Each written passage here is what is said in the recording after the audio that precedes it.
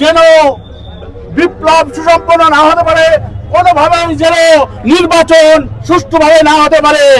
কেননা তারা চাচ্ছে, ভারত চাচ্ছে যে নির্বাচনটাকে আওয়ামী লীগ এবং তাদের দোসর 14 দল জাতীয়বাদী সহ নির্বাচনে অংশগ্রহণ করে এই জাতীয়বাদী 14 দল এবং নতুন যে 20 দল হয়েছে তাদের মধ্যে দিয়ে আওয়ামী পুনর্বাসন করার তারা চেষ্টা করছে।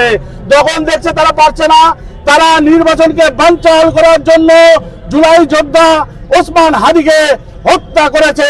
এর জন্য সম্পূর্ণ দায়ী আপনার ভারত এবং ভারতে বসে থাকা সেই কলঙ্কিনী পিশাচিনী খুনি শেখ হাসিনা। তাই সমস্ত জুলাই যোদ্ধা এবং ফ্যাসিস্ট বিরোধী শক্তি, আমরা যারা একসাথে লড়াই করে খুনি হাসিনাকে বিতাড়িত করেছিলাম, সবাইকে আবার ঐক্যবদ্ধ হতে হবে এবং এদের দাঁত ভাঙা জবাব দিতে হবে। নইলে একের পর এক, যেমন ওসমান হাদিকে আজকে তারা গুলিবিদ্ধ করেছে, আরেকদিন আমাদের করবে, আপনাদের করবে। তাই লড়াইয়ের ময়দান থেকে সরে যাওয়া যাবে না এবং সরকারকে অবিলম্বে এই হত্যাকারীদের খুঁজে বের করে তাদের আইনে সোপর্দ করার আহ্বান জানাচ্ছি। একই সাথে ওসমান হাদির জন্য আমরা সুস্থতা কামনা করছি। মহান আল্লাহ যেন তাকে রক্ষা করে।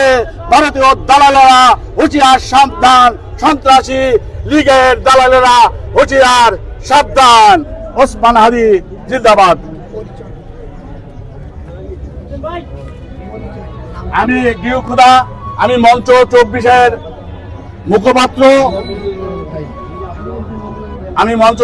মুখপাত্র, হিসাবে দায়িত্ব পালন করছি। আমি গিউ খুদা।